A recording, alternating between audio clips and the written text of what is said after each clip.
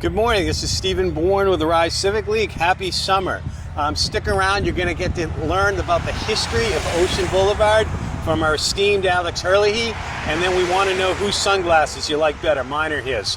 All right, so at the March 28th Select Board meeting, they finally approved a lot of the backup for the appointments and commissions. The new Select Board process said we had to wait for 30 days.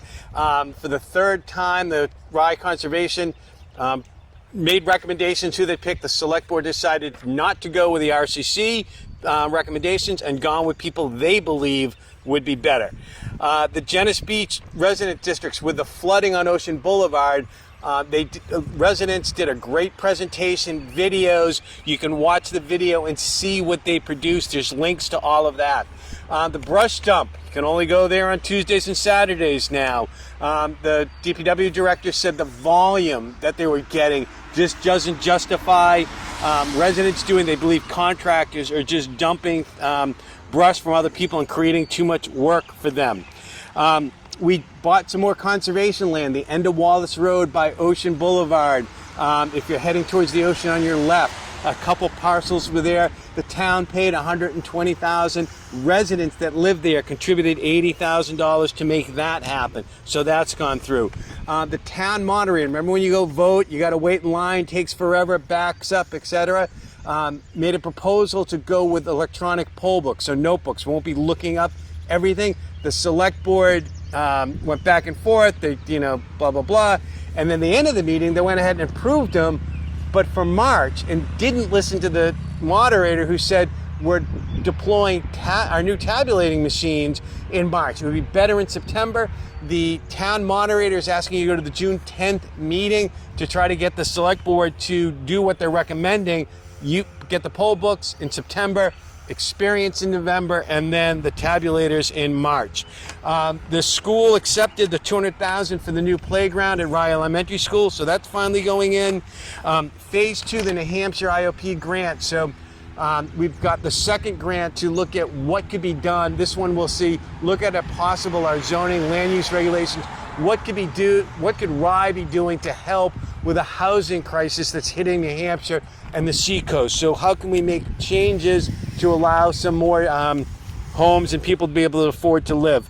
The Genesee Beach down the road, you couldn't go swimming there the 29th through the 31st because they had an E. coli recognition. The Rye Junior High got a state special recognition award. Remember the Rye Elementary got the Blue Ribbon Award. The junior high got that. And remember, your glory days in track and field are back. Go to the Rye Rec website to join the Rye track and field team.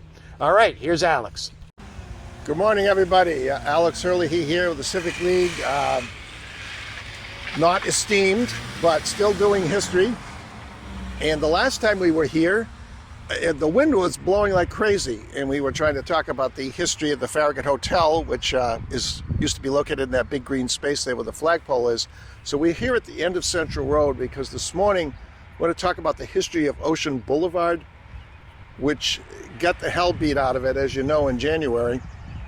And if you came to the end of Central and took a left on the boulevard, you could see all the places where the ocean threw these huge boulders into the wet wall. It was built by Italian masons, early 1900s, probably more so since then, and just bashed these big holes in it. But let's go back to the beginning.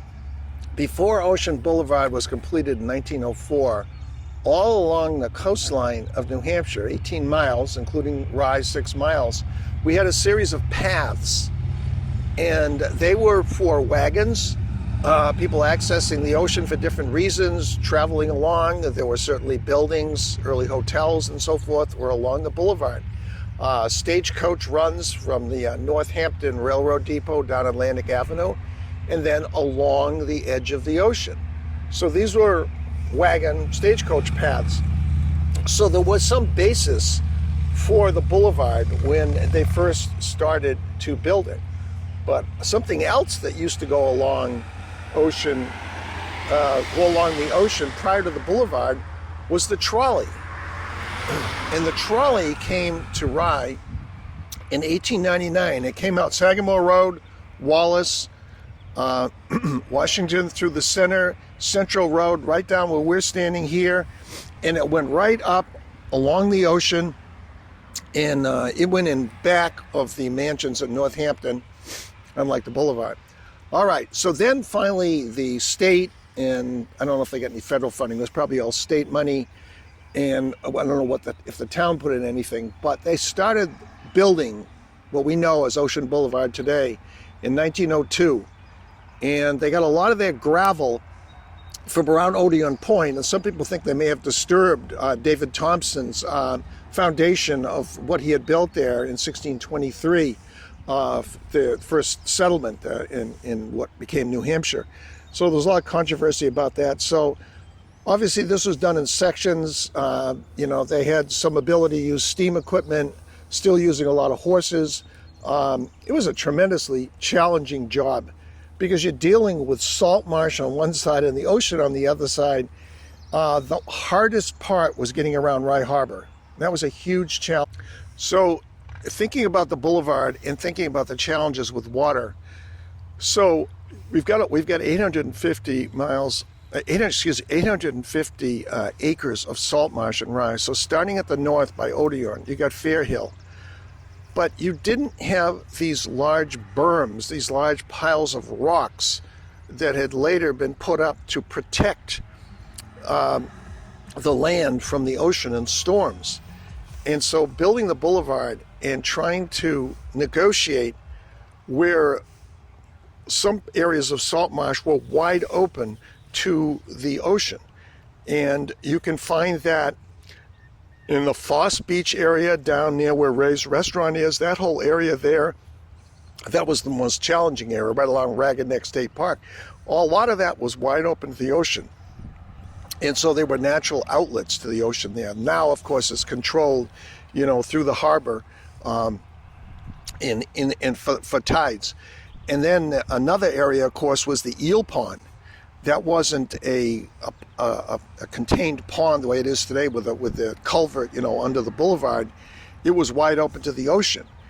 But building that Boulevard really contained, but tremendously challenging. And as we know today, when there are storms, that the ocean just pours that berm on Sawyer's Beach, just north of the Beach Club, all over into the Boulevard, and the ocean pours into the eel pond.